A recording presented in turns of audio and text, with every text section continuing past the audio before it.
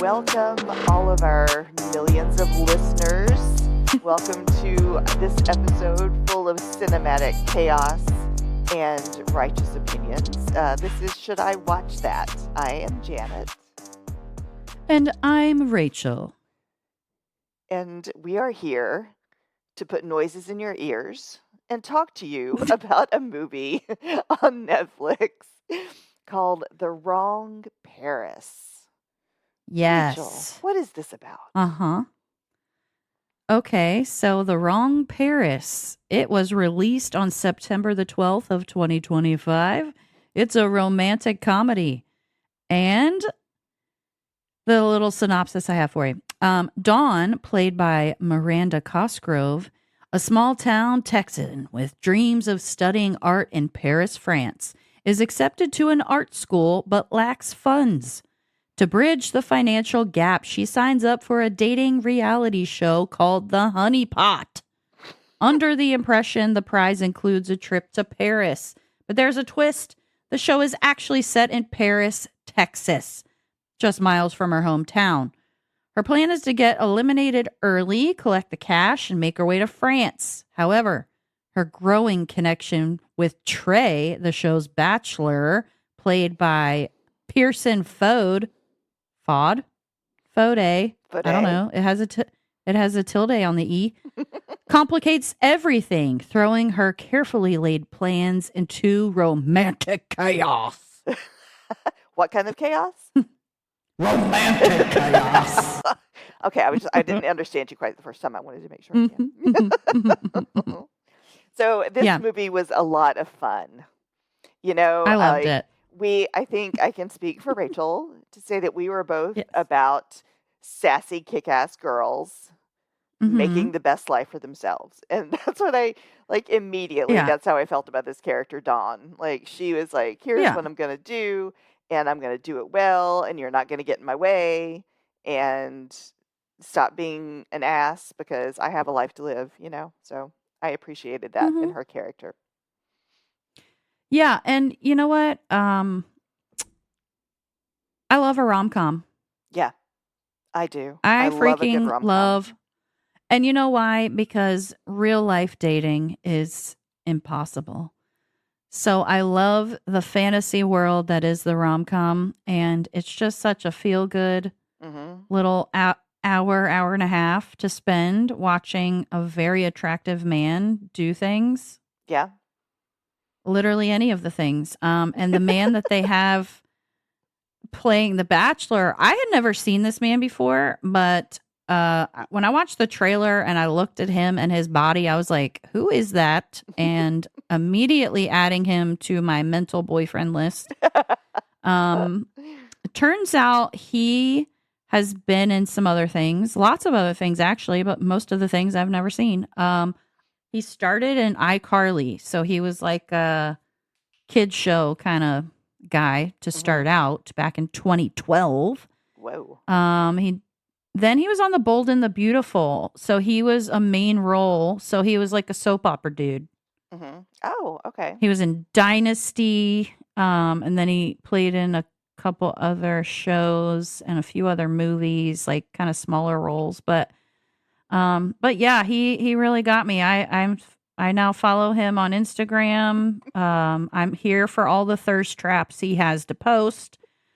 And will gladly stare at him and his body whenever he emerges. So that was my main, really, what I did during that movie was stare at him. Okay. Well, thanks for listening, folks. It's been a great episode. No. And we're done. And we're done. Goodbye. He wears a cowboy hat very well. I'll say that. He sure does. I'll give him that. And that whole gratuitous scene on the farm where he has the water hose and he's rinsing off and he takes off his shirt. Yeah. Gratuitous, but well done. He is... Oh, yeah. He's supposed to be washing the horse, giving the horse a bath. And, of course, he ends up with his shirt off, and he's hosing himself down.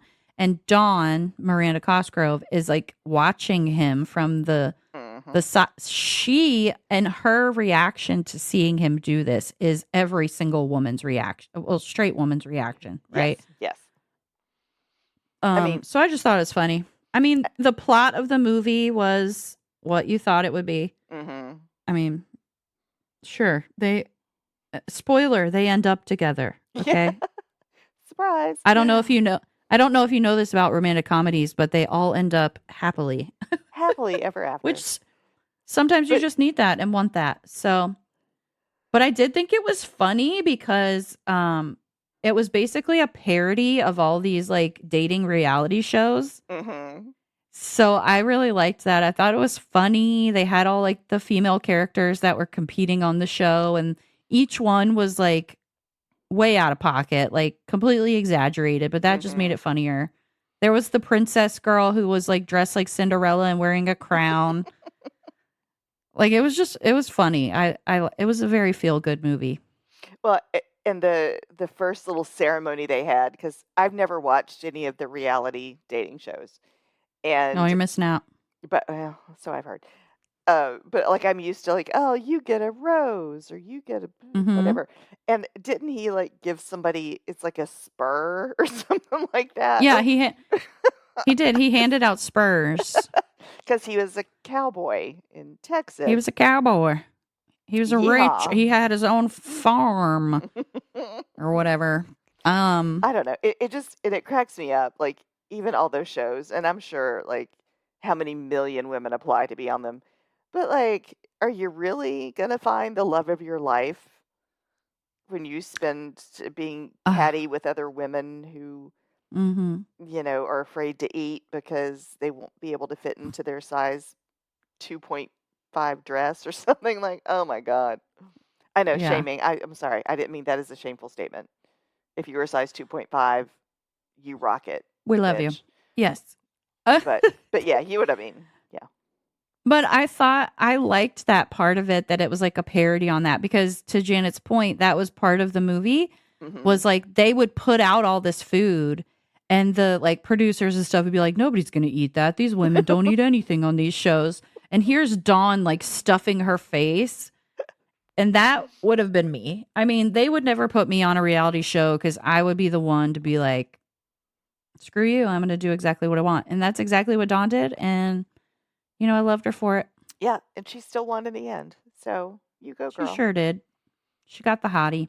And I Yeah. will say, so Miranda Cosgrove also kind of started out in like the Disney Nickelodeon sphere, I guess, like the kid genre. So I feel like this was the first time I've seen her outside of that kind of kid role. Hmm. And she looked beautiful. I Oh, mean, she was so grown gorgeous. up. Like Gorgeous. Miranda, wait, I'm going to look up how old she is because I don't even know. But I feel like I've only ever. She's 32. Oh, Oh, she's she didn't look that much old. older than I thought. Yeah, she did No, not she look that doesn't. old. She did iCarly for many years. She did Drake and Josh. She was in School of Rock. So yeah, she did more kid type stuff. God, I didn't realize she was 32. I would have guessed like 25. Yeah. Well, she looks fantastic. Yeah, she's beautiful. Yeah. But that was just the first role that I saw her as an adult. Hmm. You know what I mean? Yeah. Well, Playing an adult. I recognized her name, but I couldn't have told you how I knew her name or what I had seen her in. So thank you for the Well, background. you've probably never watched iCarly. I don't even know what it is. Yeah, Is it like an exactly. iPhone or an iPad? Um, It's a kid show. okay. Gotcha. Um, yeah, but they were cute. I mean, like I said, it was a very predictable movie, which is great. You know what? Sometimes we need that.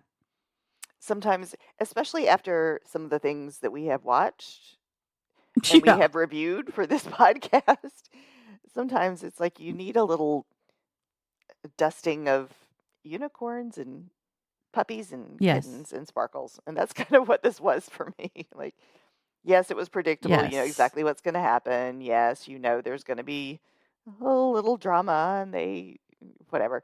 But it was fun and it was cute and it made me laugh out loud a few times. So Yes, agreed. it was precious. Thank you for And recommending it. the I never would have watched it had you not recommended it. So thank yes, you. I sure did. So that is true. So I watched it one night randomly and I texted Janet. I was like, go watch this. And I said, And then she okay. did. And then I said, hey, why don't we review that one? We may as well. We've been doing a lot of heavy stuff. A So lot here of we are. heavy stuff. But what does that say about us? Like, we're drawn to the heavy stuff, I think. As well as the rom-coms. Yeah. We're true crime girlies at heart, you know? So I think that definitely plays into our choices of what we watch. Yeah. But sometimes, like you said, I need to sprinkle in some happiness. Some glitter and happiness. So that's what this was. Exactly. And I'm also a big reader, and I'm in my romantasy era. Romantasy? Excuse me. Yes, romantic fantasy. I like that. Yeah. Where the book boyfriends are amazing. So peppering in a rom-com was perfect. Good. Oh, she's dying. Please don't die. I muted myself. Hopefully that cough did not come through on the recording. Ryan? Ryan, fix it. Thank you. Ryan, fix that. Oh, sorry, everybody. So yeah, what else is there to say? I don't know that there is much else to say. We knew this was probably going to be a short one too. Yeah, this is a shorty because should people watch that, Janet? Of course. Oh my goodness. Yes. And if you just hate the whole rom-com thing, respect. Don't bother. Yeah. But if you love a little, like we said, a little fun, happiness, a little glitter, a little predictability, and with no one being murdered or decapitated or, stuff or stalked or whatever, like we tend to be talking about a lot lately. Really. Go watch it. You'll love it. I promise. And Rachel, Yes, I don't even think I need to ask you, but should I watch that? You should, and so should everyone else, because we already did. Yeah, same opinion as Janet there. It's just like a feel-good movie, and it's October, so we're coming up on like the holiday rom-com season.